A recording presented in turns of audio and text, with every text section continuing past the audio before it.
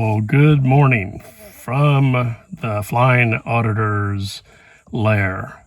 I'm out here getting ready to install a dash cam in my vehicle. Going to be hitting a road trip, and it's got rear and front. It's a pretty good dash cam. I'll give you a little bit of a review once I've used it and I get to my location. But just want to give you a heads up. I haven't put something out there for a while. Basically, a lot of stuff going on. It's been triple digits here. My location, trying to do anything with an aircraft in a 130 plus degree hangar is not conducive to the body. You could get sick, dehydrated, and, sweat like that. And it's not good to sweat over electronics. So we've delayed that and going to wait until the winter. The bad thing about having an experimental aircraft is I can't fly it now. I'm not certified to fly it. So I have to get mechanics to come out where I'm at. And their schedules are crazy. And, trying to get somebody out here to work on this aircraft is it's been proven a difficult matter. Even when it's fixed and ready to go, finding somebody to help me fly it because I'm not certified to fly it. It's just matching schedules. It's just been, it's a challenge, but that's what I bought it for. It was a lifelong dream.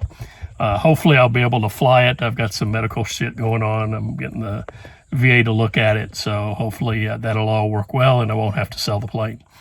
But wanted to give you guys a little bit of education when it's dealing with veterans. There's a lot of people that come on these YouTube channels and they question the validity of a veteran status. And that's your right. Absolutely, it is your right. There's a lot of tells. There's a lot of ways you can determine if the veteran is, in fact, a veteran.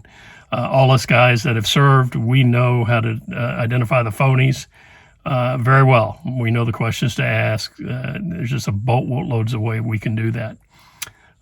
So you have that right. But don't downplay somebody.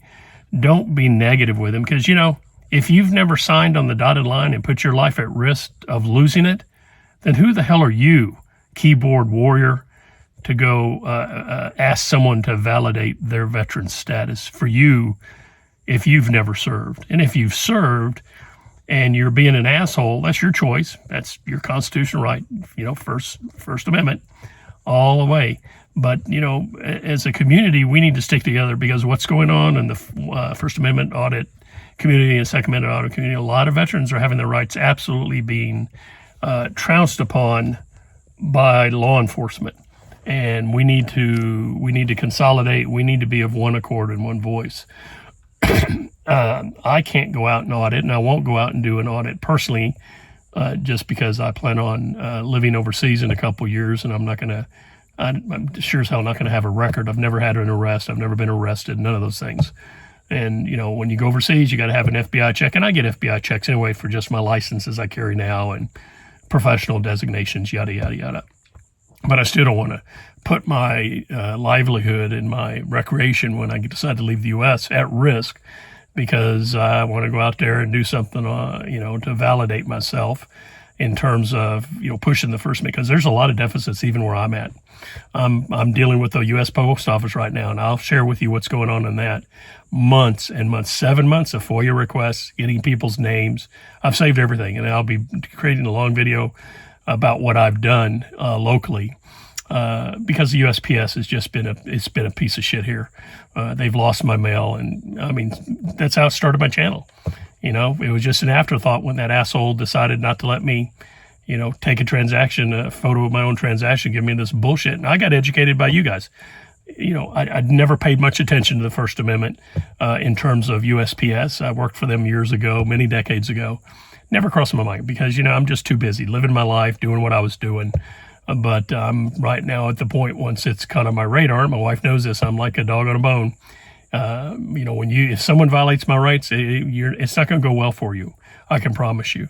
So that's just something that's going to be coming out down the road for you. Want to tell you that for all us veterans that have channels, and you guys are actively going out there and pounding the ground and putting some of these people on account for what they're doing or not doing, we all need to get into one step and post as much about what someone else has done and yourself. I'm not monetized, not big enough to be monetized, but I know a lot of guys are monetized.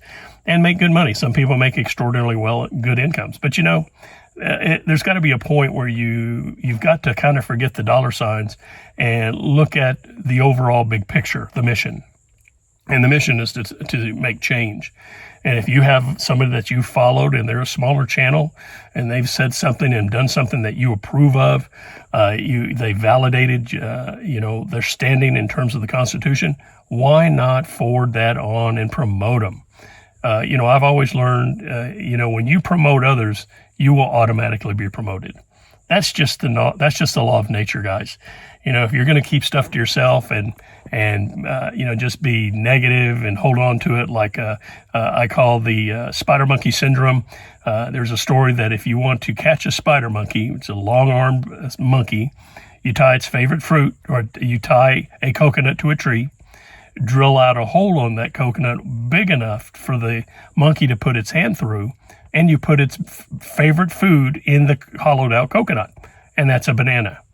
So when you want to catch that spider monkey, what you do is you go up and you grab him off the tree, because you know why? That spider monkey's not going to let go of his favorite food, the banana.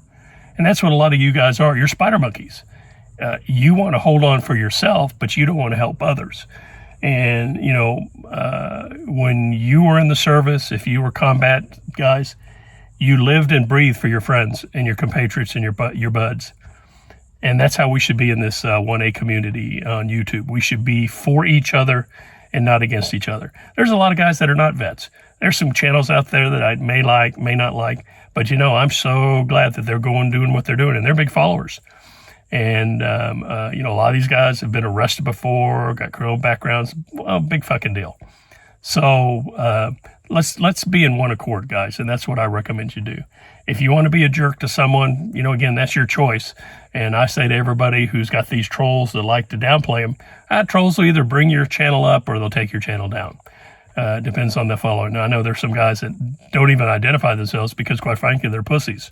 They don't have the guts to put their contact information out and who they are in terms of at least that. And, that's their choice, and good for them.